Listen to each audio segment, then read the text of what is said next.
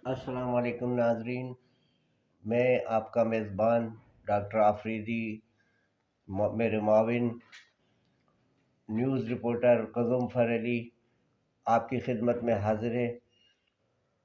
और आज हम एक आपकी मुलाकात एक ऐसे मुसन्निफ़ से करवा रहे हैं कि जो हक़ और सच और की बात करती हैं और बातिल के ख़िलाफ़ लिखती हैं।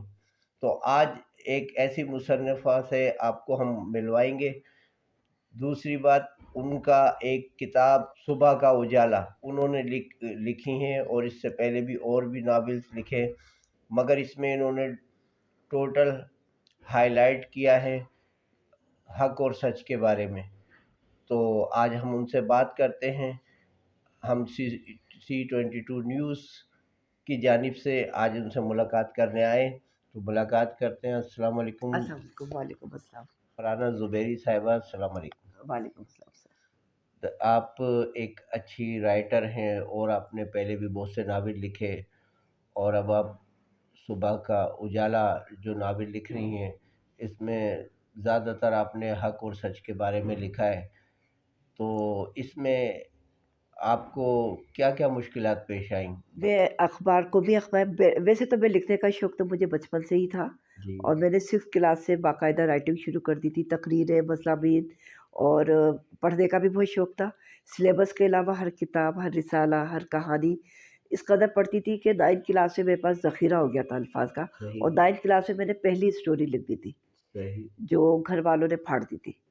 उसके बाद जनाब मुझ पे पाबंदी लग गई, क्योंकि ये मैंने जो लिखा ये मेरे इम्तहानों के दौरान, जब मेरे फाइनल के पेपर्स हो रहे थे, सही। उस वक्त आमद हुई थी, और मैंने अपनी तैयारी छोड़ के लिखना शुरू कर दिया। तो फिर ज़ाहिर सी बात है मेरे घर वालों को अंदाज़ा हो गया, और मेरा सारा ध्यान इसी पे ही लगा हुआ था। और इसकी वजह से मैंने एक और कारनामा किया कि जी मेरा इस्लामिक स्टडीज़ का पेपर था, मैं सिविक याद करके चली गई। सही। और इस तरीके से तो फिर घर वालों ने मुझ पे मुकम्मल पाबंदी लगा दी। और फिर कि अब मैं कोई कहानी नहीं लिखूँगी। और ज़ाहिर सी बात है एक 14-15 साल की लड़की एक इस भरपूर लव स्टोरी लिख रही है, तो ज़ाहिर सी बात है वो मिडिल क्लास, तो ख़ासी मतलब। तो क्या आपने लव स्टोरी के बारे में भी कुछ तो वो लिखा? तो सारी हमने, जो हम ख़वातीन के डाइजेस्ट पढ़ते थे, वो तो इसी पे ही सारा बेस करता है ना। अच्छा। तो हमने भी वही लिख दी, क्योंकि इतने अल्फाज इतना पढ़ चुकी थी मैं। और जनाब हुआ कि ये कि जी हमने डेट शीट में देखा कि वो यानी इस्लामिक स्टडीज़ का पेपर था, और मैं सिविक याद करके चली गई। अब जनाब वहाँ गई तो लड़कियाँ बहुत हैरान हो रही कि जी पेपर। और बहरहाल वो मैंने पेपर जैसे तैसे दिया, लेकिन मैं उसमें 77 नंबर लेके पास हो गई। लेकिन घर वालों ने मुझ पे पाबंदी लगा दी लिखने पे। अच्छा, नहीं, ये सुबह का उजाला जो आप लिख रही थी, इसमें आपको क्या मुश्किलात पेश आई? तो सर मैं आपको बताती हूँ। उसके बाद मैट्रिक में आ गई, मैंने जनाब शायरी शुरू की। शायरी के बाद जनाब मैं मज़ला अखबार में लिखने लगी, लेकिन बाकायदा लाशऊर का मेरा एक सफ़र शुरू हो गया। जब मेरी शादी हुई तो मेरा लिखने का सिलसिला मौकूफ़ हो गया। अब घर की ज़िम्मेदारियों में, शादी के मेरा ख़्याल है 8 महीने के बाद अचानक मेरी सिस्टर इन लॉ को कैंसर हो गया। उनकी डेथ हुई। ये मेरी ज़िंदगी का सबसे पहला लाशऊर का सुबह का उजाले का सफ़र का इब्तिदा हो गई। मैं समझती थी हँसो, खेलो, पता नहीं मैं कब तक ज़िंदा रहने के लिए दुनिया में आई हूँ। सही। ये मेरा पहला झटका था। उसके बाद फिर उनकी डेथ हो गई। वो हॉस्पिटल में एडमिट हुई, इधर मैंने एक बच्चे को पूरी रात सँभाला। तो वो बच्चा मैं नहीं जानती थी, वो बच्चा बहुत तकलीफ़ में था, लेकिन क्योंकि उसकी माँ बहुत परेशान थी, तो और वो नींद से बेहाल थी, तो मैंने उस बच्चे को सँभाला। उस बच्चे को सँभाल के जो मुझे खुशी महसूस हुई, वो मुझे ज़िंदगी में पहली बार एहसास हुआ कि रूहानी खुशी क्या होती है। वरना मैं भी यही समझती थी हँसो, खाओ, पियो। तो खिदमत खल्क का जज्बा आपके दिल में शुरू से है? बस कह रही हूँ लाशूर का सफ़र शुरू हो गया था मेरा, और मुझे ये लगा कि यही ज़िंदगी है। बस ये उस वक़्त मुझे कुछ पता नहीं था, ये लाशूर का सफ़र बता रही हूँ।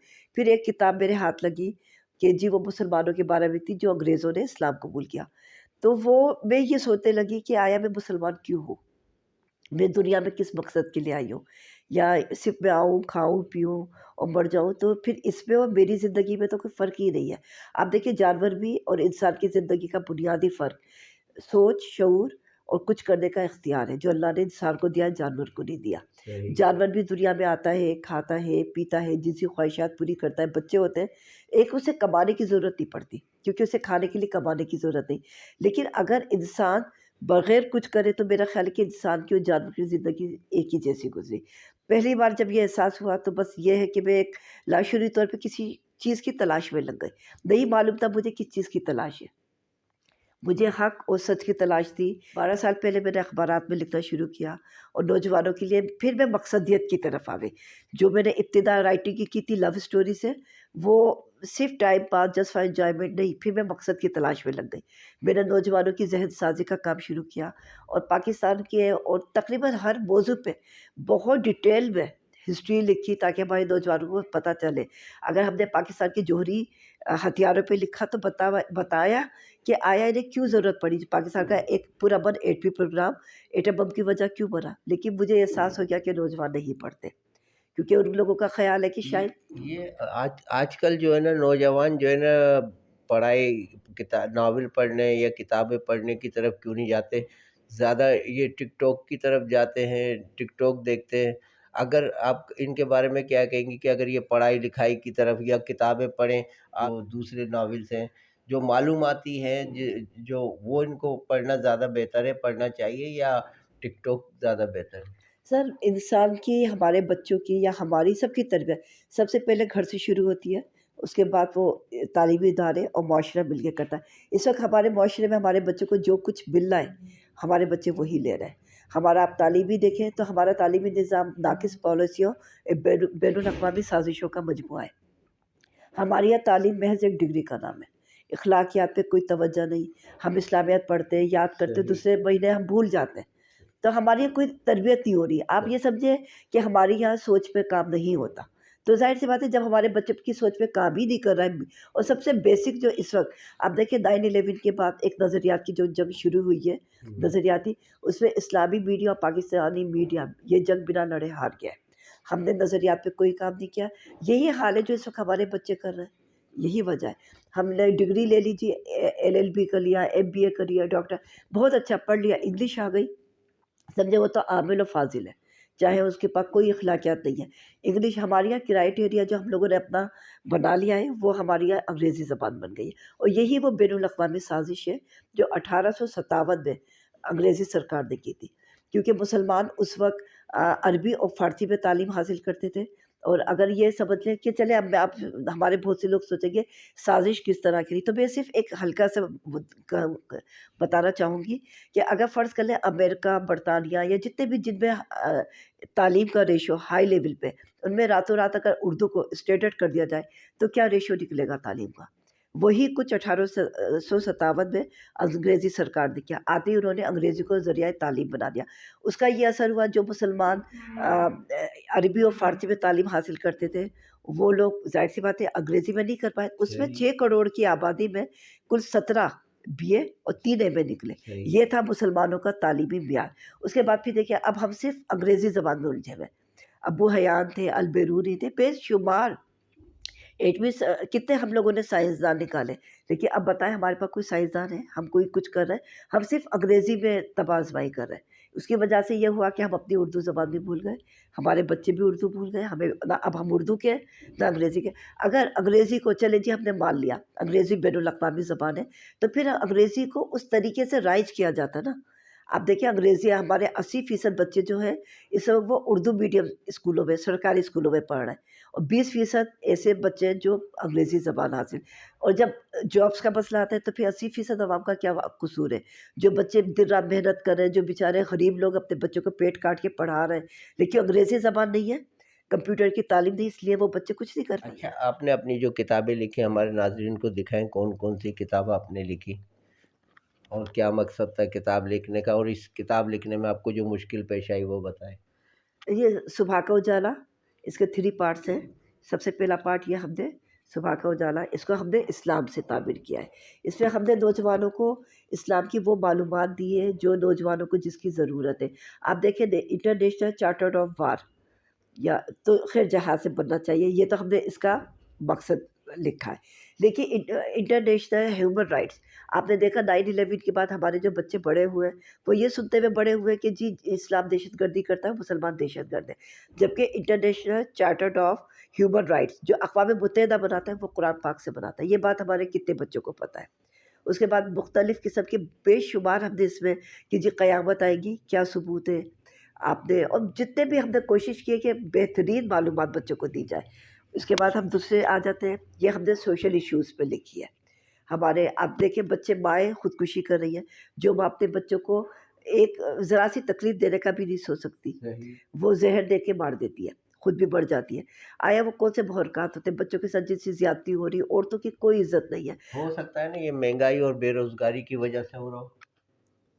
سر تو مہنگائی اور تو روزگاری اس کی، کے لیے گورنمنٹ کو کیا اچھے اقدامات کرنا چاہیے جو ایسا نہ ہو؟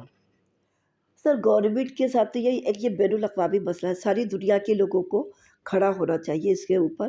لیکن سر ہمارا جتنا بھی بجٹ ہوتا ہے وہ ہم نے یہ تیسری جو بک ہے یہ ہم نے امن کی اس پہ کی ہے. تو سر جتنا بجٹ کا حصہ ہے وہ ہم ایٹمی ہتھیاروں پہ لگا دیتے ہیں، خاص کر انڈیا اور پاکستان، جبکہ دونوں کے آلموسٹ ایک ہی غربت، بے روزگاری، بھوک، افلاس، بیماری دونوں ملکوں کا مسئلہ ہے نا. دیکھیے ہمارے بجٹ کا پورا حصہ ایک ایسے عمل پہ لگا دیا جاتا ہے جس کو استعمال کیا تو قیامت آ جائے گی. سر ہم ایٹمی ہتھیار بنا رہے ہیں، ہم میزائل پہ پیسہ خرچ کر رہے ہیں، ہم یہ جنگی ساز و سامان، اور ہماری عوام بڑھ رہی ہے. میرا خیال ہے دونوں ملکوں کی حکومتوں کو سنجیدگی سے سوچنا چاہیے، محبتوں کو فروغ ملنا چاہیے، مقامی لوگوں کو آپس میں ملنا جلنا چاہیے. سر ہمیں ایٹم بم نہیں چاہیے، ہمیں روزگار چاہیے، ہمیں تعلیم چاہیے، ہمیں ضرورتیں چاہیے. لوگ مر رہے ہیں بھوک سے، بیماری سے، اور صرف ایٹم بم کس کام کا؟ ایسا ایٹمی ملک کس کام کا، چاہے وہ انڈیا ہو پاکستان ہو، جہاں کی عوام کو بنیادی ضرورتیں بھی اثر نہیں ہے.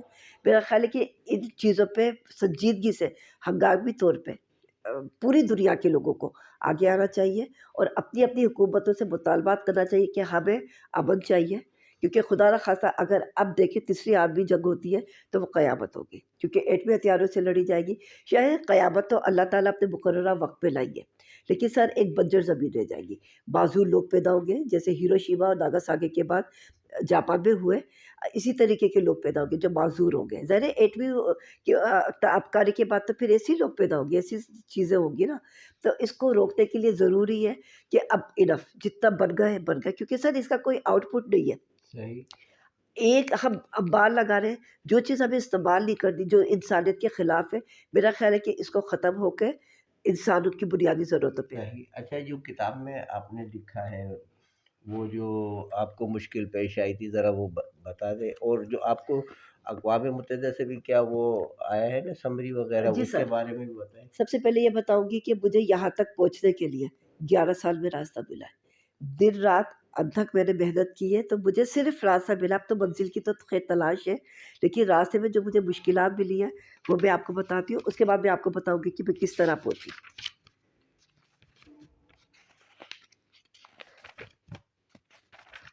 اس کو میں نے چند لفظوں میں لکھا ہے: خود پر یقین کر کے منزل کی جستجو میں، خود پر یقین کر کے منزل کی جستجو میں باندھ رہے تھے شوق سفر کو ہم.